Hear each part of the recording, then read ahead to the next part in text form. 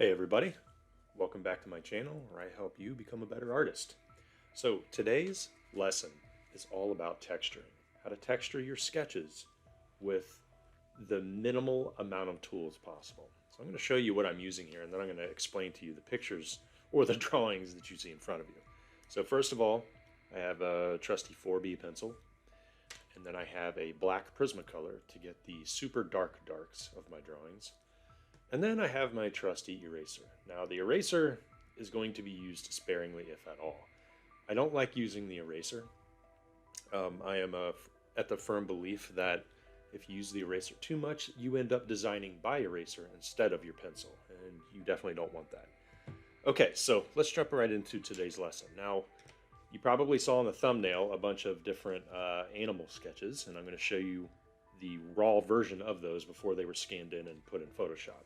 So as you see here, I got the cassowary, and I spent time to studying drawing different heads of animals, and I love doing this specifically because being a creature designer, our our point of reference, no matter what we're inventing, is always in nature. That's where we get most of our influence. All right, so here's some sketches here. Like turtle head. We have a really cool monitor lizard. Um, there's a kudu. I believe it's called a kudu. Correct me if I'm wrong. Anybody that lives in Africa right now, I believe they're called kudus. Okay, and then here's a turkey vulture. I think it's a turkey vulture. It was like 5, 6 years ago that I drew these. But what we're going to be doing today is we're going to be picking one of these sketches. There's a good old goblin shark here. I'll show you.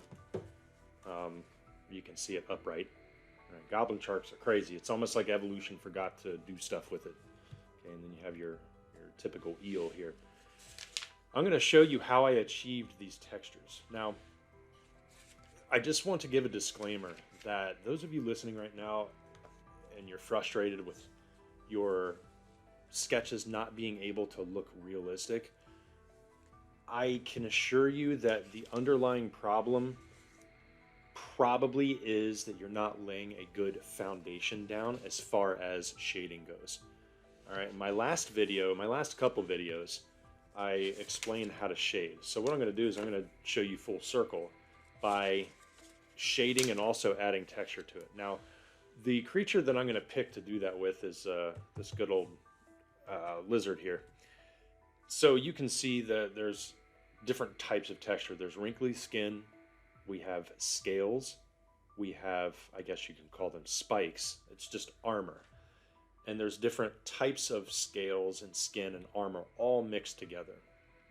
Okay, so how did I achieve this texturing? So let's jump right into it. So I'm going to take this area of the neck here, and I'm just going to take my pencil, and I'm going to lightly lay a new foundation down. Now, those of you that are wondering what paper this is Moleskine. I love Moleskine. It's pretty much the only paper that I draw on. Actually, it is the only paper that I draw on. And this particular sketchbook is a slightly smaller version than the normal 8.5 by 11. I believe this is 6 by 8, if I'm not mistaken. So what I'm going to do is I'm just going to do my method of laying down foundation values in 3 different directions. I'm not pushing hard at all. As a matter of fact, when I layer down my values, I don't apply more pressure in each new direction. And you're probably wondering, wait a minute, how are you getting darker with different shades and values in here throughout the head? And the answer is I have to lay this soft foundation down first, and then after that, and you start to build up different values on top of this local value. All right, it's no different than painting. Okay, so you take canvas and you take your paintbrush and you start laying down either the local color or a wash. Okay, so for example, if you're a landscape painter, like if you're Bob Ross, Thomas Moran, Albert Bierstadt, they all laid down the sky first. And then what happens is you build on top of that sky, and then you put your tree outlines in, you put your mountains or whatever you're going to paint on top of that. It's the same thing with a pencil. So one of the things that I like telling my students is, this isn't paint. It's graphite, but you have to treat it as if you're painting. And that's exactly what's happening here. So I'm layering down my different values in different directions. So you can start to see that there's a very, very light, almost like a smoky haze happening here. Now notice, I didn't use my fingers at all. I didn't smudge it. I didn't use a blending stick. Although blending sticks are cool, personally, I don't use them. And then what I'm doing is after I went 3 to 4 different directions, I'm gonna go over a new direction, but I'm gonna push just a little harder. And you can probably see it on camera how it's getting a little darker. So you can see the line of the value now. What this does is this helps me lay down the area that I want to apply textures in later. So those of you that maybe are drawing along with me right now, I think this would be a good thing to practice. And don't rush this. Like when we see all of these really cool textures and spikes and shadows and everything, ignore that for now. You have to get this correct first, because what happens is when you start laying down different textures and wrinkles and veins and skin and all of that stuff, the value is showing up on the edge of all of that detail. Now, if you don't lay down that value, then you have no foundational shadows within all of those details. That is the key to have realistic texture. So let me explain what that actually means. Okay, so you can see here that I've been doing these like off-shape ovals for the scales going down the lizard's neck. Okay, so what I'll do is I'll lightly put in a shape of a scale on top of the value that I drew. Okay, so what that does is the value is already showing up in between each scale. You see how that works? So it just took care of all of the shading that I needed to do already. Now, I'm not going to be satisfied with this totally because, obviously if the light is coming down from above, then there's going to be a shadow underneath here, like a big core shadow. And then obviously you got bounce light coming back up onto the skin. But what I'm going to do now is I'm actually going to darken the bottom of the neck over those scales that I drew. So I want all of you that may be drawing along with me right now to take a leap of faith. Take a leap of faith and sketch over the lines that you already drew. Because what happens is if your lines are darker, they're going to show up through the lighter values that you're placing down anyway. Overcoming that fear of messing up your preliminary details is going to allow you to take the next step in your sketching ability. All right, it's all about experimentation and loosening up, because we as artists, let's face it, we get inside of our own heads due to perfection. It is an evolutionary trait. It's a beautiful trait because it allows us to get better at what we do, keep practicing, and always want to be the best. But at the same time, we never allow ourselves to relax and actually have our brains accept new information. So this might be a little, how should I put it, nerve-wracking for a lot of people. Okay, now you might not be able to see right here by watching the video, but there's actually an extra neck spike coming out here. So I'm just going to lightly outline it like this. All right, now the value inside that neck spike is the exact same as the value of the neck. This is where it gets fun, because when we play up our values, we get to figure out, hey, what do we want to make pop off of the page versus what we want to have go into the background a little bit. Now, the material that the spikes are made of, it's different than the regular scales of the neck. It's kind of like if you're sketching your own hand and you're sketching your fingernails. The fingernails are going to be a little different than the flesh around the fingernails. Same thing here. So we want this to be lighter. So now we're going to add in some value that's going to be slightly darker around it. Now I'm taking my time and I'm making sure, and this is another hard lesson that I've learned over the years about shading. When your strokes are going up and down and you're shading, make sure that the strokes are close together. Don't push harder, just making sure that they're close. So what does that mean? It means that when I fill an area up, I'm making sure that I'm almost overlapping what I previously let down or laid down. So what that does is it allows me to fill all of the gaps within each stroke. Have you ever noticed that sometimes when you shade and it just doesn't look good? Like you'll get one line that's darker, you'll see some of your paper through the strokes, and then you try to go back over it, and then it just looks cruddier and cruddier. That's because you're not allowing yourself to fill in all of the gaps. Okay, so if you relax, and you're going to get faster with this over time. Listen. I've been drawing for 35 years. Okay, so I don't even think about this anymore. You don't need to draw for 35 years in order to do this. You can do this in like a couple months worth of practice. But essentially, relax your hand and make sure that each stroke is touching the previous one while you're moving forward. And then when you switch directions and go over it again, it'll help you fill in even more gaps. And then on top of that, this is why I love using the black Prismacolor. Now, those of you that are new to my channel, I advocate for using a black Prismacolor specifically because it's wax. All right, so the wax actually helps the graphite stay down on the paper.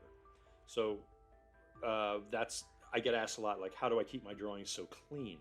And part of the reason is because I keep my hand away from my sketching, but also the wax on here, if you go over it the same method as I did for the graphite, not only does it add a new type of texture that graphite does not allow, the wax keeps the pencil down so that if your hand accidentally brushes across it, it doesn't smear nearly as much, so you don't have to go pay money for, Fix Stiff or anything like that. Okay, now you can see that it's starting to get darker. The other reason why I like using 4B is because you can still get pretty dark with a 4B. So what I'm going to do is I'm just going to add some darkness right under here. So you can see the scales that I already put on the neck. It's cool that I could just shade on top of those scales, keeping the value still slightly lighter than it so you can see the scales through the value. This is all about layering. Okay, now each one of these drawings I think probably took about 2 hours maybe to really flesh these out. Some of them took 3, but most of them took 2. This particular one took a lot just because there's a lot of tedious scales that I had to put in here. But after this, I'm going to take my pencil, make sure that your pencil is sharp. Okay, this is going to sound cliche, but I'm going to say this every time I teach texturing. Dull pencils make dull drawings. Always remember that. You want to sharpen your stuff. Look how I keep all of these sharp at all times. And if you have, I have a very, very trusty bullet pencil sharpener. They call it bullet because it literally looks like a bullet. These are great especially if you're going to go draw at a cafe, or you want to go to Starbucks and draw, or someplace outside. These are great. I also have my X-Acto, my electric pencil sharpener, off to my right. It's super loud, so I probably won't use it on camera. But here, I'm just going to put in, with a slightly darker pressure, random shapes. Now, when I say random, I mean there's strategy behind this, okay? Because, like as the shape wraps around under the neck, a lot of these shapes are going to be flattened out due to perspective. All right, and then they're going to open up as you come up the neck. But notice how the value that I laid down for the neck is showing up through those scales. So all of those scales, guess what? They're in shadow, and I didn't have to do anything to the actual scales. I'm just drawing on top of the value. Now look at this. Right here, for this next spike, I kept lighter than the others. So all I'm going to do now is put in some little circles, and I'm going to go back over my previous stroke. So what am I doing with these circles? It just allows me to have another method of shading. Okay, and then at the tip of it, I'm going to darken up just a little bit.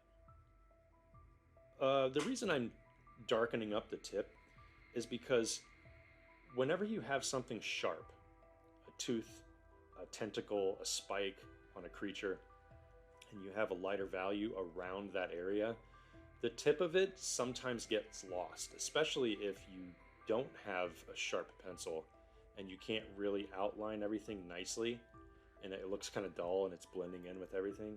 I darken it and I kind of fade off the darkness into the rest of the shape so that it gives the illusion that the spike or whatever you're sketching is actually coming towards us. Again, this is all about not necessarily atmospheric perspective, because there's going to be a whole other lesson that I'm going to do on that, but this is about depth. And look at the subject matter. It's just a lizard head. Okay, that's it.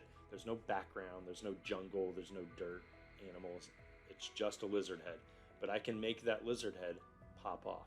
So much so that if I wanted to go all out, I can actually make the tip really dark and then put some shadow underneath this spike so I'm outlining it again. That way, it really does look like it's coming out at us. Now, here's the other thing that you have to remember about doing this. These chin spikes right here are closer to us than the neck spike. So if you notice, the neck is inset more towards the lizard. The chin protrudes out. So that means that this is going to be darker and even more detailed. Okay, now when you move up the head, this can probably stick out just as much, but this one is not nearly as much, and then this one can be fading off into the darkness or the background. So let's say, for instance, I want to shade that part, but on this one, it's not so much, maybe a little bit more, and then this one, just put some light value on it. And now notice how what's happening. It almost has an atmospheric perspective effect right around the neck, like there's fog coming in and it's coming right off the page. Okay, so down here, texturing, I'm gonna put some more scales in here. And then as I come up the neck, now I could spend another 2-3 hours just putting in strategic scales and everything, and I'm not gonna do that. What I am gonna do is I'm gonna indicate. This is another texturing technique. It's all about subtleties and indications. I'm going to watch how I shake my hand. I tell people I'm just spasming my hand. So what that does is as I shake my hand back and forth, it's adding in little scribble shapes throughout that value that I already laid down for the neck. Now the cool thing about that is it can be interpreted in different ways. Is that skin? Is it fur? You can also do this if you're drawing bushes and foliage, tree leaves. You could do like matted hair, fur, whatever type of creature that you're doing or subject matter. So I'll show you another example of what I mean. So let's go to something with some hair on it. Okay, so I'm going to go to this kudu right here. Now the kudu, this particular fur is super short. It's almost like golf course grass. And then it's even shorter coming down the neck. So what I did here is I laid a very, very fine layer of value. So much so that I'm holding the pencil at the very back of it. And I'm using my pinky finger and I'm pushing down on the paper like this. So my palm is slightly above so you can see my pinky under here. And what I'm doing is I'm guiding it across. Now I'm going to put my hand slightly off the sketchbook because it's so small. And then I'm just lightly putting in value for the neck. Super, super light. It's very, very rough. And then I'm just going to turn my sketchbook. That's how I did this entire kudu, right? Especially for the fur right here. And then I'm just going to hit it in another direction. Now I already laid a foundation for that, so I don't need to go into super amounts of passes on this. I think I already did maybe 5 or 6 passes. Okay, so once I have that, here's what I did next. All I did, I took my sharp pencil and I just lightly poked in some hair, all traveling in the same direction. You see what I'm doing here? Now this is where patience really comes in. Let me try to zoom in here so you can actually see more of the sketch. Okay, so now you see the slight darker lines happening, and I'm not pushing hard. All I'm doing is I'm making sure that all of the fur is traveling in one direction. Because remember, it's an animal that I'm sketching, but those of you that are drawing creatures that are completely made up from your head, the point of reference usually comes from animals that exist now. So see how that fur grows on the faces. I mean, look at, if you have a pet at home, look like a dog, look at the dog's fur, how it starts at the nose, and then it usually goes this way, and there are different parts of the face and the head where it grows in a different direction. So like from the eyeball, typically it goes down and out.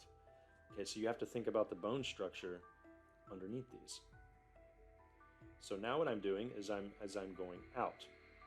Okay, so for example, when I go down with a stroke of hair, I want to go out this way, and then I want to open up this way. It's kind of like this, so I'll just do an arrow.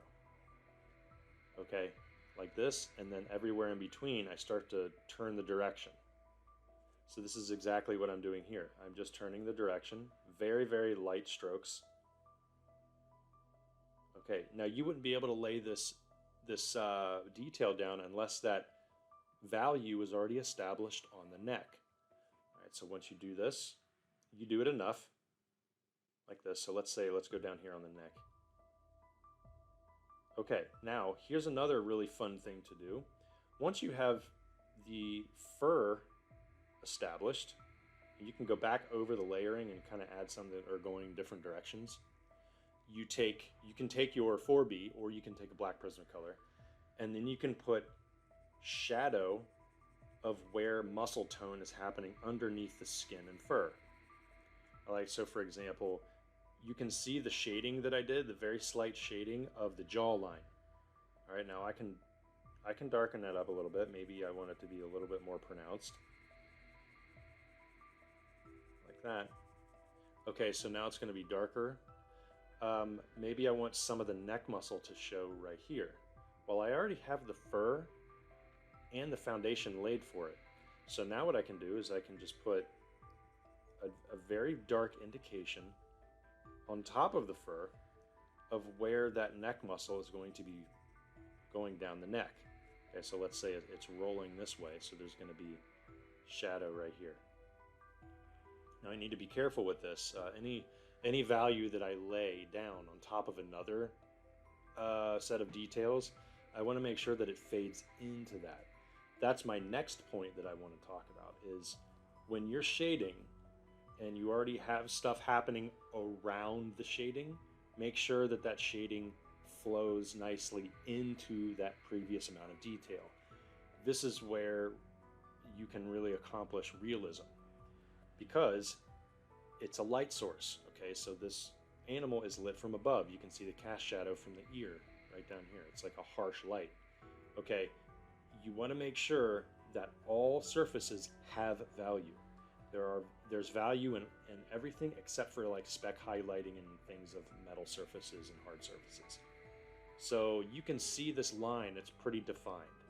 I don't want it to be that defined because there's a layer of skin, fur, fat, muscle, veins, whatever else is happening under there. So I'm going to go to the edge of this, and I'm just going to do little circles until I fade it up into the neck. Now, why am I doing circles again? It just helps me control it. I don't want to show strokes. I want everything to be nice and smooth, so I just use that rounded, or the round movement. Okay, when I do this,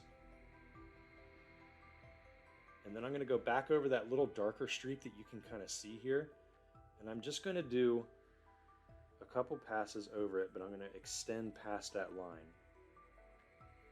And I'm just going to push a little harder to try to match that tone.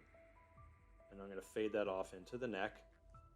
And now you can start to see, with some patience and control, how that fades into the fur that I did.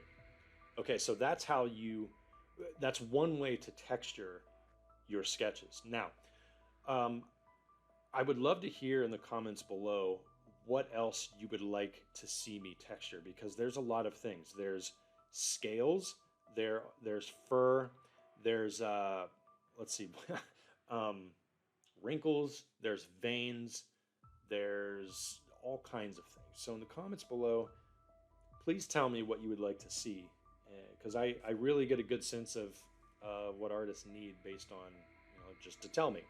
Um, Hopefully this helps. If you found it helpful, like and subscribe, comment below, and I can't wait to see you guys in your next video.